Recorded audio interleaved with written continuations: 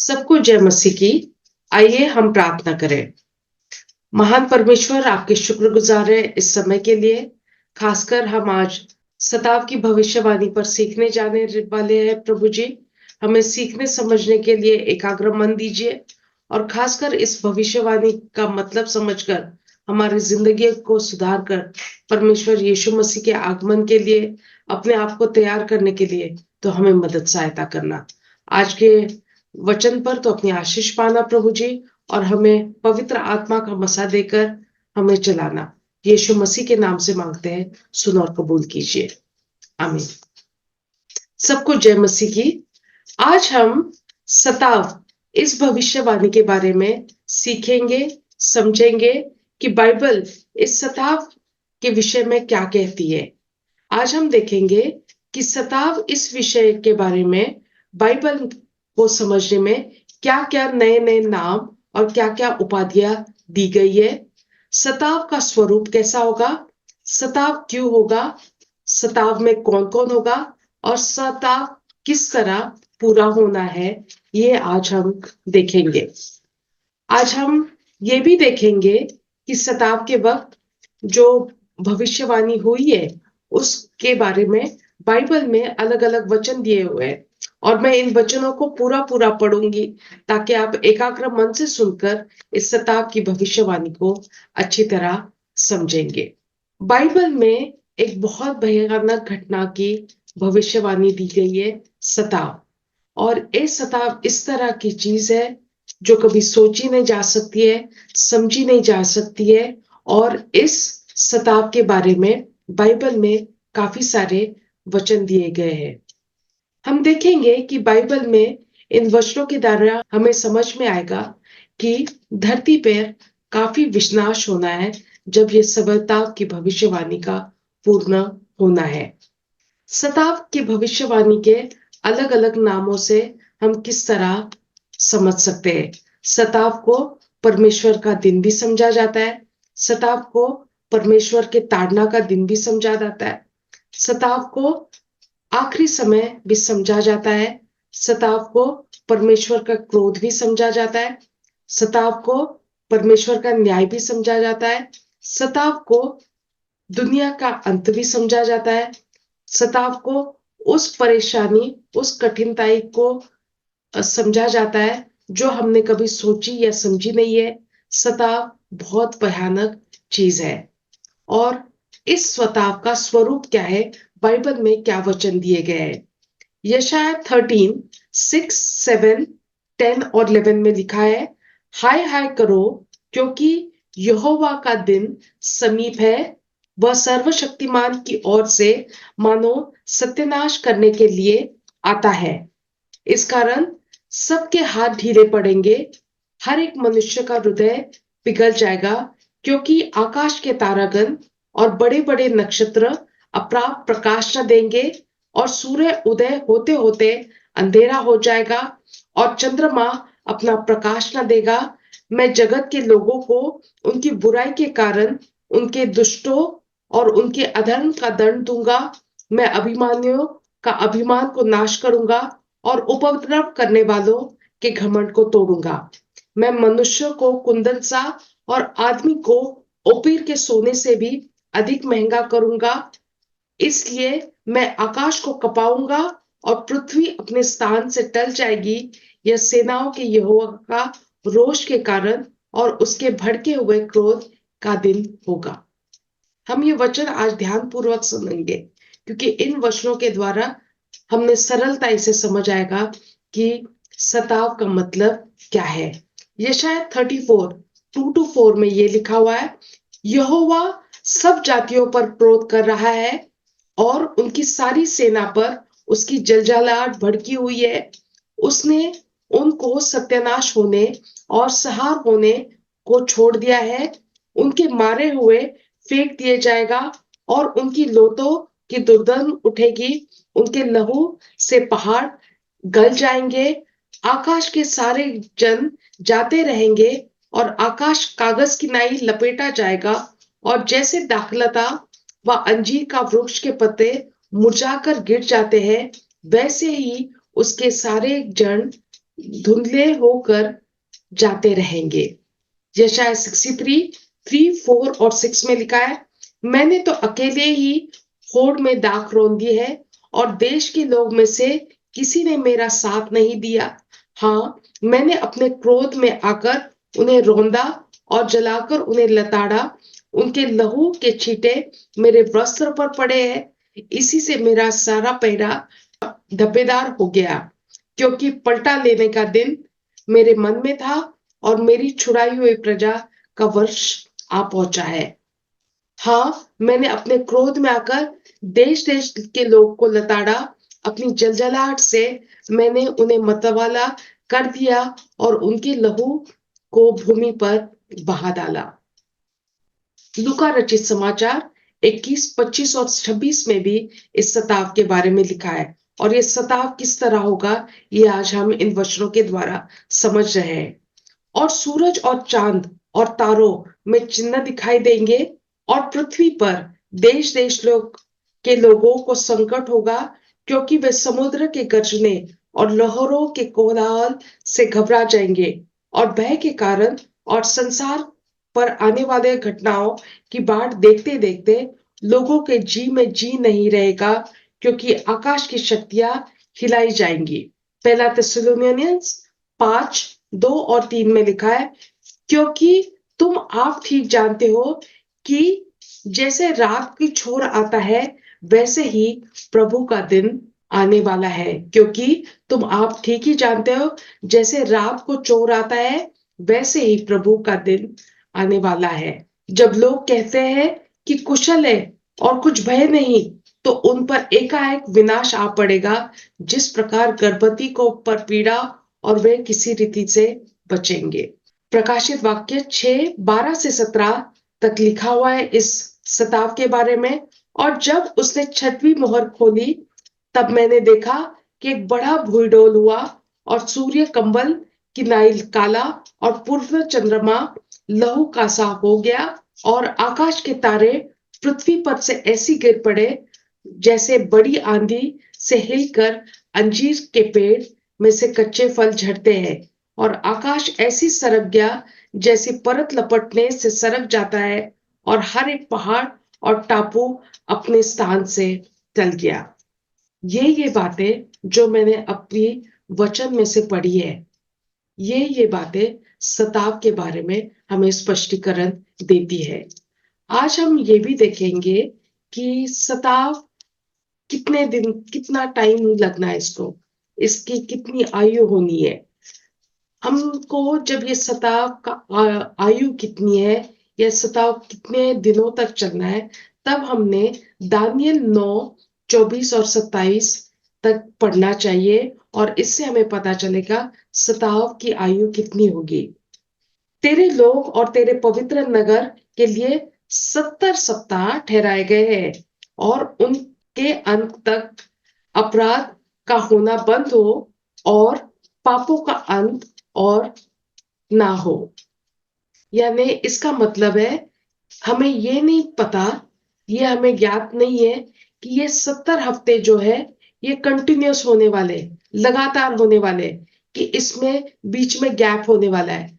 हम परमेश्वर ही जानता है कि सताव लगातार चलना है, या सताव में बीच में रुक रुक कर चलना है, या सताव कब शुरू होना है, कब बंद होना है, कब फिर से शुरू होना है। ये सारे परमेश्वर की मर्जी के अनुसार होना है। सताव क्यों होना है मेरे भाई और बहनों? सताव परमेश्वर ने जो बीज इस धरती पर बोया है, अच्छा, उसका प्रतिफल लेने के लिए होना है। सताव इसलिए भी होना है, शैतान ने जो दुष्ट का बीज यहाँ पर इस धरती पर बोया है उसका भी प्रतिफल मिलना है, और मनुष्य ने भी जो बीज बोया है उसका भी प्रतिफल के समय के अनुसार होना है। इसलिए सताव होना जरूरी है। सताव इसलिए भी होना है क्योंकि शैतान जो भ्रम फैला रहा है, जो झूठ फैला रहा है कि जब से शैतान इस धरती पर फेंका गया है, तो धरती का मालिक पूरी तरह शैतान है। ये शैतान का झूठ खत्म होने के लिए भी सताव जरूरी है। सताव इसलिए भी होना है, जो लोग परमेश्वर के कारण मौत के आगे झोंक दिए गए, जिन्होंने अपने आप को कुर्बान कर लिया परमेश्वर के लिए, उन बहुत सारे लोगों का न्याय होने के लिए, उनको पुरस्कार देने के लिए भी, उनकी उपाधि बढ़ाने के लिए भी ये सताव होना ज़रूरी है। सताव इसलिए भी होना है कि जो 1000 साल का राज्य है परमेश्वर का, उसके लिए एक बहुत बड़ी भीड़ तैयार होनी है, उसलिए भी सताव का होना ज़रूरी है। सताव इसलिए भी होना है क्योंकि जो अधर्मी लोग हैं, उनका न्याय होना है, इसलिए सताव का होना बहुत ज़रूरी है। जब हम जानते हैं, इसके लिए मैं 2 वचन पढ़ूँगी। मत्ती 25 और 34 में लिखा है, तब राजा अपनी दैनी और के वालों को कहेगा, हे मेरे पिता के धन्य लोगों, आओ उस राज्य के अधिकारी हो जाओ जो जगत के आदि से तुम्हारे लिए तैयार किया हुआ है। यानी सताव इस चीज के लिए है। मैं मर गया और अब देखो मैं युगानुग जीवित हूँ और मृत्यु और अधोलोक की कुंजी मेरे पास है। यानी जो अधर्मी लोग हैं, उनके न्याय होने के लिए भी सताव होना जरूरी है। सताव में कौन कौन लोग होंगे, इसमें हम देखते हैं पवित्र आत्मा बहुतायत से महसूस की जाएगी। यहाँ पर हम देखते हैं कि शैतान का साम्राज्य जो है, उसका भी बहुतायत से मौजूदगी का महसूसियत होंगी। रेवलेशन प्रकाशित वाक्य 12 और 12 में शैतान के बारे में लिखा हुआ है, इस कारण हे स्वर्गों और उनमें से रहने वाले मगन हो, हे पृथ्वी और समुद्र तुम पर है, क्योंकि शैतान बड़े क्रोध के साथ तुम्हारे पास उतर आया है, क्योंकि जानता है कि उसका थोड़ा ही समय और बाकी है। यानी सताव के बाद, सताव के दौरान ही शैतान का समय खत्म होने का टाइम आ जाएगा। सताव के वक्त और कौन होगा? 2 जो गवाह है, स्पेशल ओल्ड टेस्टमेंट गवाह, वो भी इस वक्त मौजूद होंगे। और सताव के वक्त और कौन होगा? सताव के वक्त एंटी क्राइस्ट या जो जो परमेश्वर के विरोधी है, वो भी सताव के वक्त मौजूद होंगे।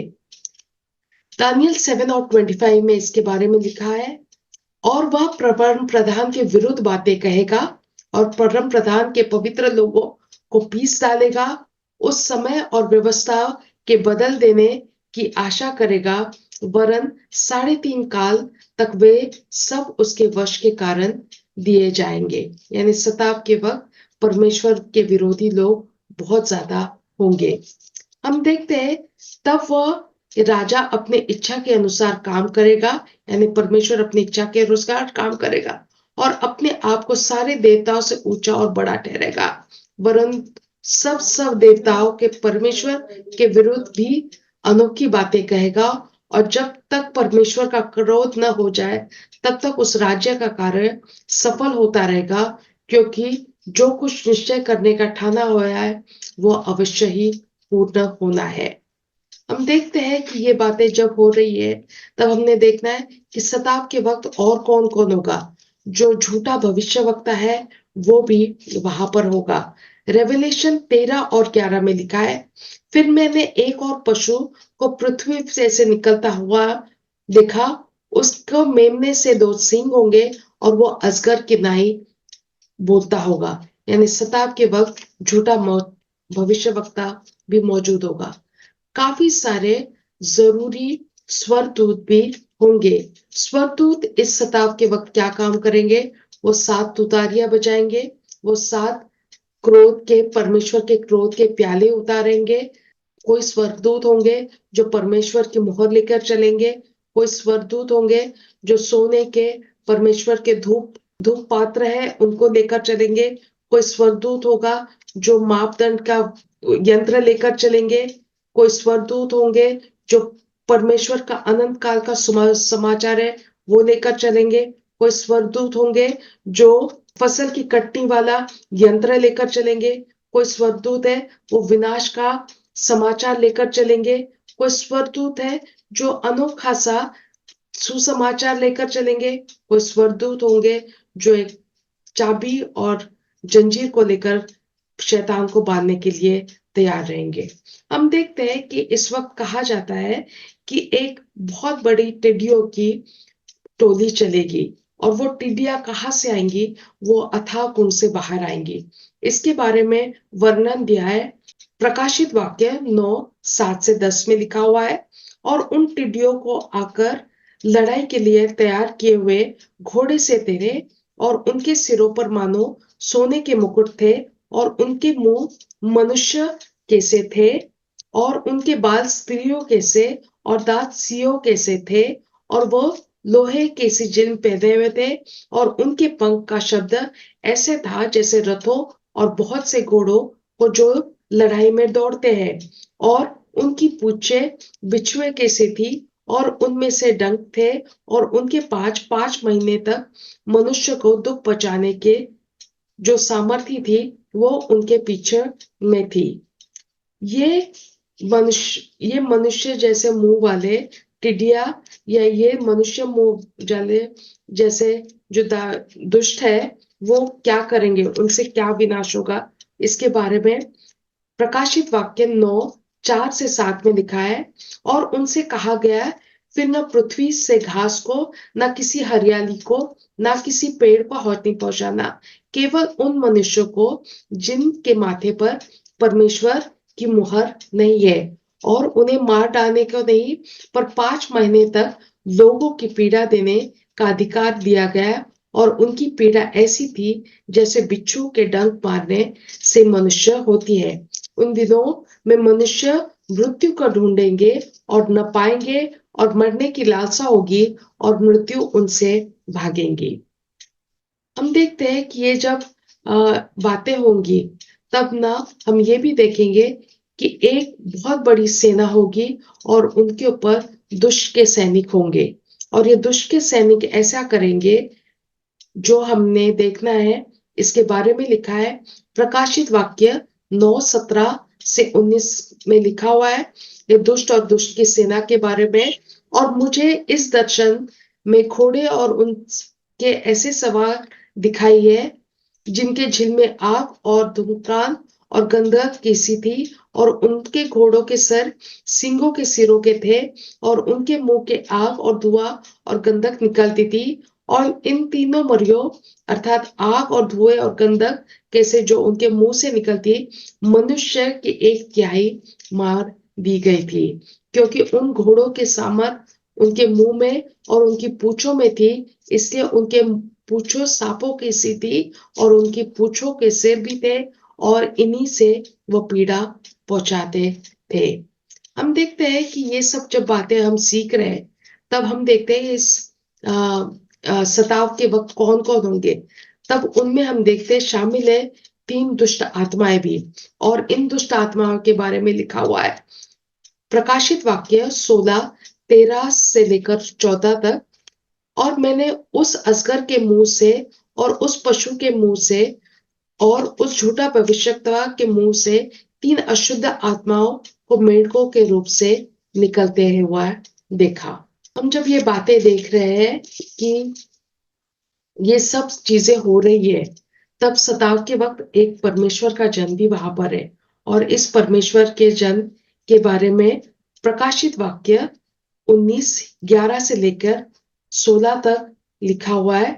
फिर मैंने स्वर को खुला देखा, और देखता हूं कि एक श्वेत घोड़ा था, और उस पर एक सवार था जो विश्वास योग्य और सत्य कहलाता है, और वह धर्म के साथ न्याय और लड़ाई करता है। उसकी आंखें आग की ज्वाला थी, और उसके सिर का बहुत से राजमुकुट थे, और उसका एक नाम दिखाता था जो उसको छोड़ और कहीं नहीं जानता। और वह लहू से छिड़का हुआ वस्त्र पहने, और उसका नाम पवित्र का वचन था।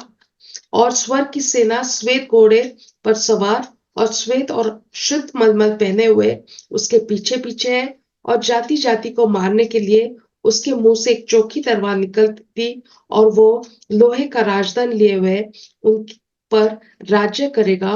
और वह सर्वशक्तिमान परमेश्वर के भय प्रकोप की जलजलाहट की मदिरा के कुंड में दाख रौंदेगा। और उसका वस्त्र की जांघ पर नाम लिखा होगा, राजाओं का राजा और प्रभुओं का प्रभु।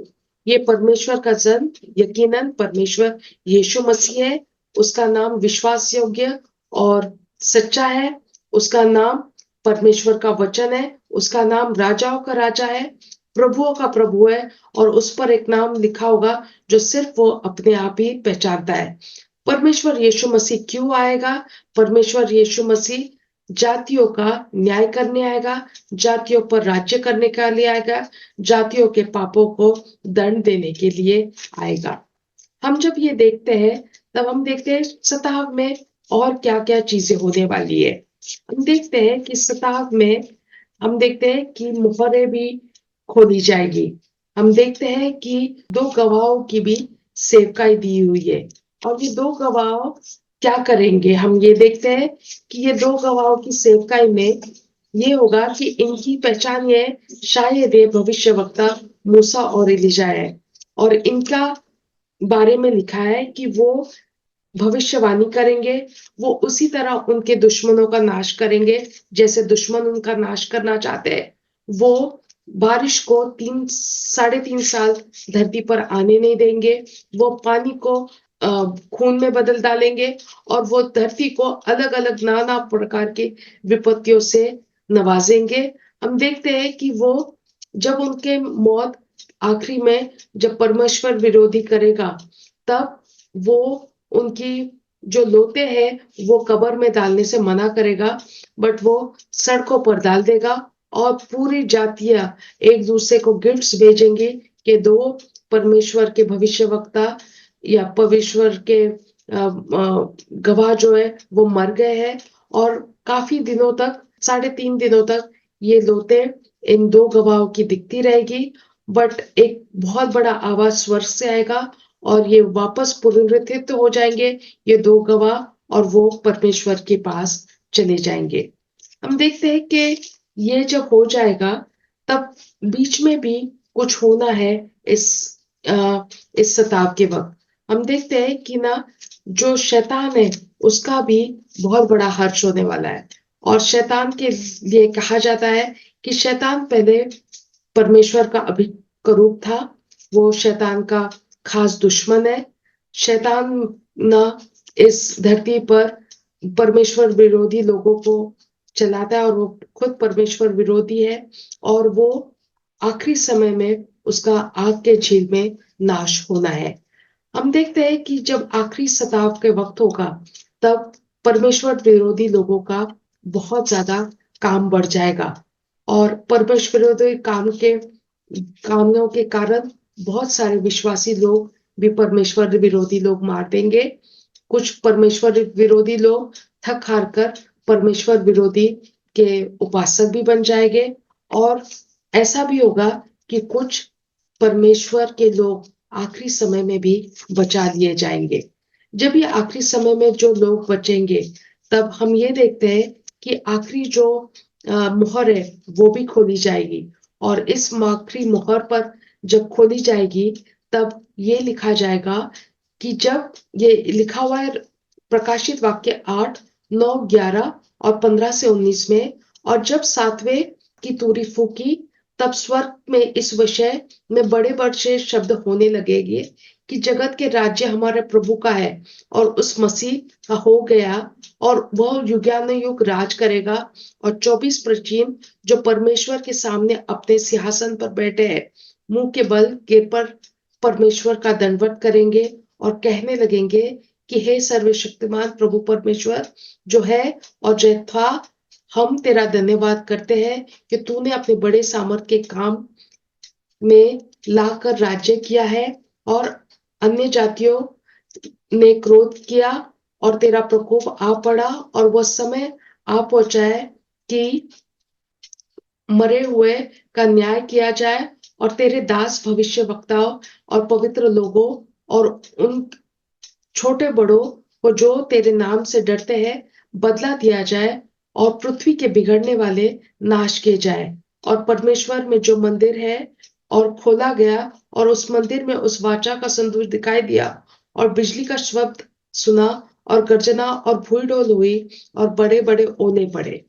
यानी हम देखते हैं इन सारे सताव के बाद परमेश्वर की महिमा होनी है, परमेश्वर यीशु मसीह का दूसरा आगमन होना है और उसकी भविष्यवाणी के बारे में मैंने आपको अलग प्रोग्राम में समझाया हुआ है, अलग शिक्षा में समझाया हुआ है। आप ये सारी शिक्षाएं ये जो सारे वचन है वो आप यूट्यूब चैनल पर भी शुभ संदेश के देख सकते हो। और जब हम आज हमने ये सताव के बारे में सीखा है, हमने देखा है सताव किसी मकसद से है कि परमेश्वर यीशु मसीह का आगमन होकर परमेश्वर का राज्य इस दुनिया में स्थापित हो सके। और परमेश्वर यीशु मसीह जब आने वाला है और परमेश्वर पिता की महिमा करने वाला है, उस वजह से धरती पूर्ण अपनी स्तुत स्थिति में आकर इस सताव के बाद जो जो शैतान का हर्ष होना है, जो शैतान का पूरी तरह नाश होना है, उस वजह से धरती पर धार्मिकता और परमेश्वर का राज्य स्थापित होना है। आज इन वचनों से हम सब लोगों को आशीष मिले। आमीन।